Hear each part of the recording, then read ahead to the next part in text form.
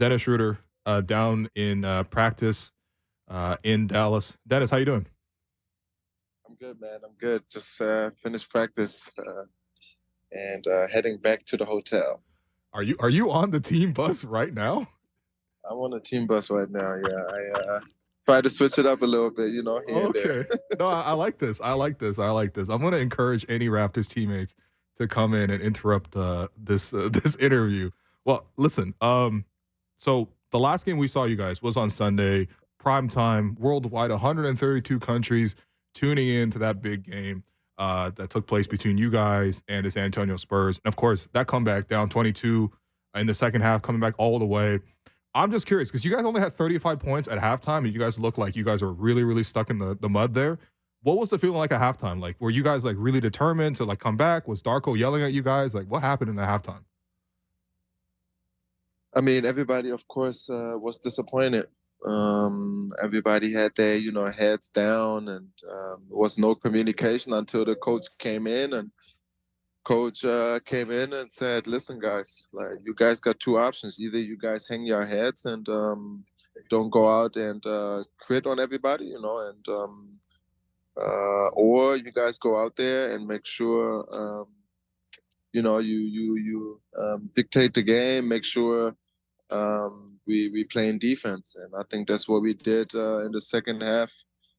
Play defense, disrupted their offense, and made sure we won off our defense. And I think that was the biggest take. That coach came in and said, "Listen, guys, like this game is not over. If you guys want to fight, we can still make it."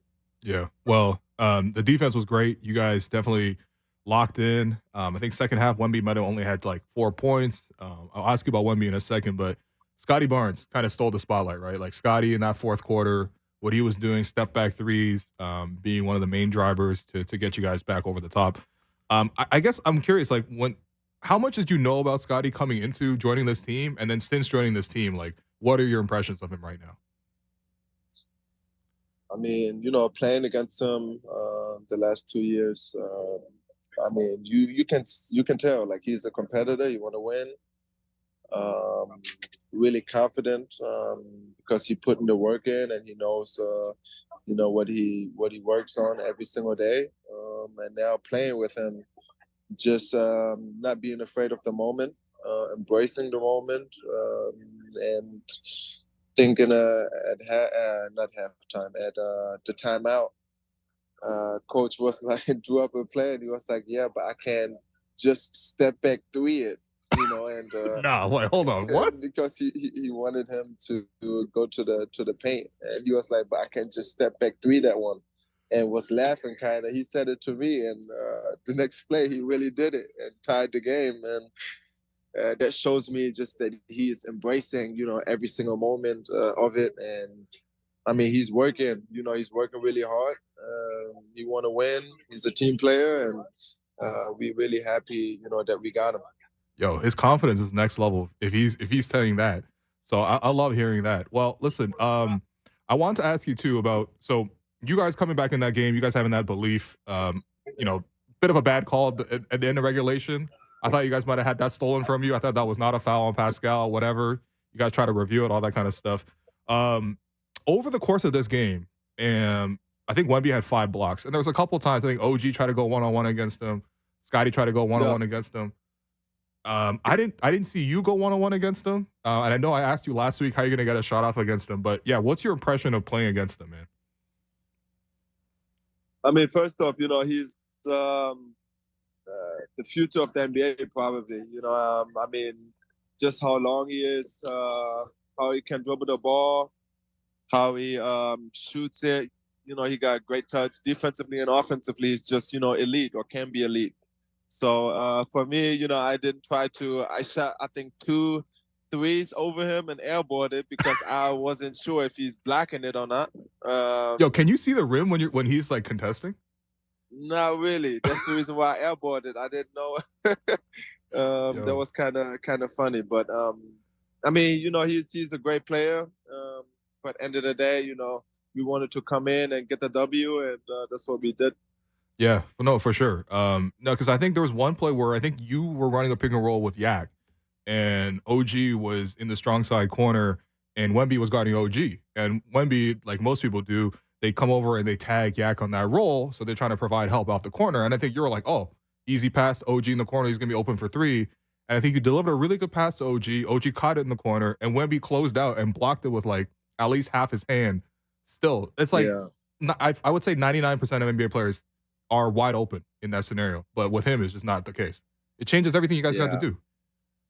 for sure. I mean, I remember that play, and I think Wemby was still, in the paint Yeah. while he was catching it. And I mean, to make that play, that's the reason why I said on the defensive end, he is just elite.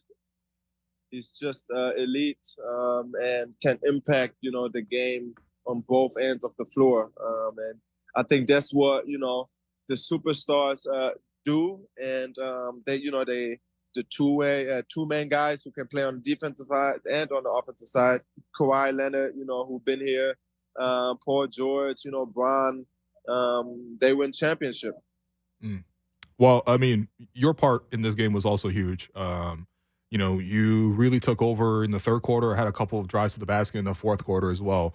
And I think, I keep asking this question, but I wanted to know your thought process. Like, how did you know what times to go in the second half there? Because it seemed like you were really able to get to the rim, and really was a big part of the offense in the second half and overtime. Yeah, I just try to be aggressive at all times, but I still try to, fill out the game. For me, it's like even with the national team, I'm not going into a game and say I'm gonna shoot 20 shots or I'm gonna say I'm gonna shoot 15 shots. I just take what the game brings to me, and sometimes that means I got to take more shots, and sometimes it says I'm not taking no shots. Mm. So at the end of the day, I'll just try to read the game and make sure everybody is in the same or in the right spots. Try to feed them, but sometimes I got to be aggressive too. And I think, in that game, it was a lot of, when Wemby was not on the court, I took advantage, just Mm. going to the basket and get them sneak drives. Yeah. No, you're definitely very good at those drives, man. Elite quickness, elite quickness. All right. And then the last question about that game, and I've noticed this a couple of times.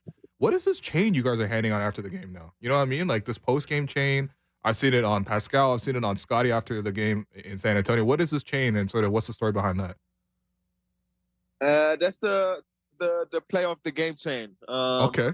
Whoever did hustle plays, whoever had a big shot, or was like the best player of the game, gets that chain. And the first one was Pascal Siakam, and then the second one was Scottie Barnes, of course. Yeah, I mean, it's a big award for everybody. Everybody want to win it, so we go out there and give 110% to win the game.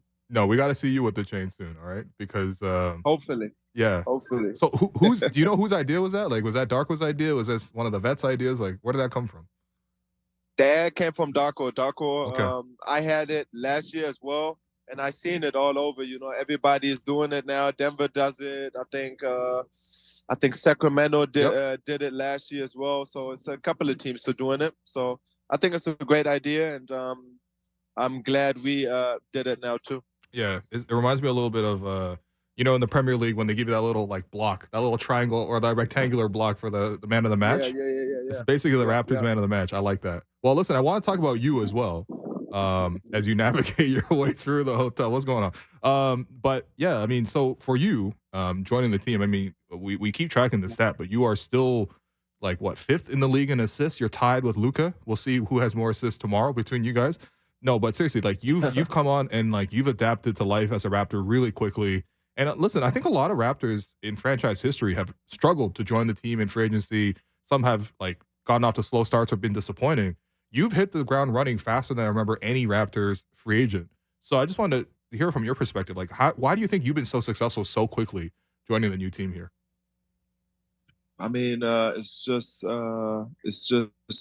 so easy for me because I mean, Darko first I know him, and I'm always the guy who wants to play comfortably and knowing that a coach believes in you and make sure that he puts you in the right spots.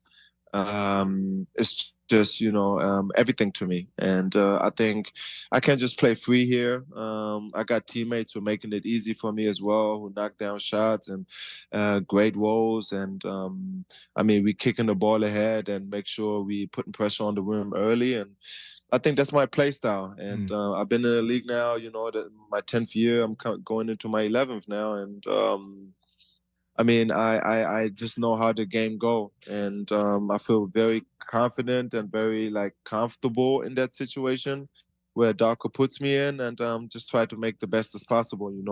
Try to go out there and compete and get a W every single night. Yeah, well, no, you've been excellent.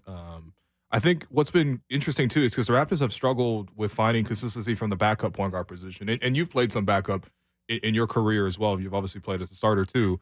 How do you see Malachi growing right now? Because I think for him, the last couple of years, he's been one of the backup point guards, but then he's been third string, sometimes not playing, sometimes going to the G League. But it seems like this year he's starting to find a little bit of a role for himself. It seems like he's really scrappy on defense, and I see you in his ear all the time. So I'm curious in terms of your perspective on how Malachi's been adapting to that role behind you. I mean, the last 2 years I seen one game he played, then the next game he didn't play.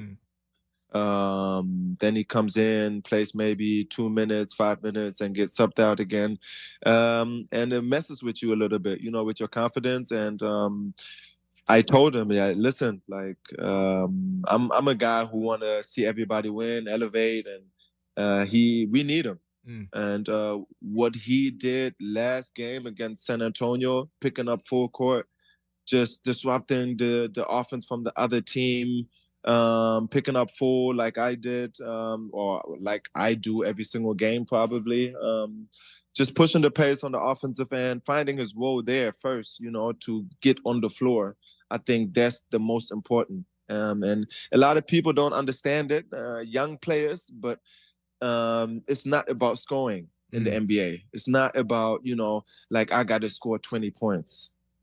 How can you impact winning, and how can you just go out there and make sure you give what the team needs from you? And I think we got so much talent in the room, of course, when he's open and when he's aggressive and can score, and that's the right decision, then take it. But if you ain't got to force anything, and I think I just try to help him on that, just seeing the floor more. Maybe we can play together if he takes a next step, that we can play together as two, point guards on the floor, make it even quicker. And but I mean, it's steps for him too. It's the first time that a coach really trusts him and say, yo, listen, every single game you're going to play, you're going to get a role, and we need you. And we need everybody who is in that locker room, because it's a long season. And I think what he did last game was elite from him, and when he does that, he gonna find his role very quickly. Yeah, for sure. No, that's man, I'm really happy for Malachi that he got coach in his corner right now, because I think he really did need this chance, right? Because Yes. I'm sure you've been in that position before where you don't really know if you're going to play the next day or not. It just affects everything in your life, because you guys put everything you guys have towards preparing for the performances. All right, I know, Dennis. Look, listen, you're clearly in the middle of things, so I don't want to ask you too many questions. I'm gonna let you go a little early, but I want to ask you this last question. I notice a lot after games, you got a lot of ice on. You got a lot of ice on. You really take care of your body in that way. Who got more ice on after the game? You or Otto Porter these days? I'm not sure. I mean, I got ice bath. I got that from LeBron James. I mean, he showed me the way. I did ice after every practice since my 4th or 5th year. But I mean, LeBron is he got he does it probably 2-3 times a day, and did it on his back as well, and got the foot bath with ice in it, and knees, back, shoulders, and I just try to, do the same thing because I mean he's one of the best players in the world. Uh-huh. Been playing for 21 years, and it's been helping me as well. And I think I feel fresh. I just turned 30 and still pick up full court. So Yeah.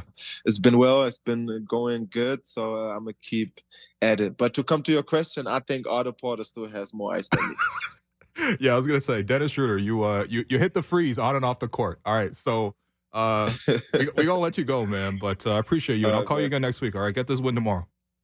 All right, man. Thank you very much.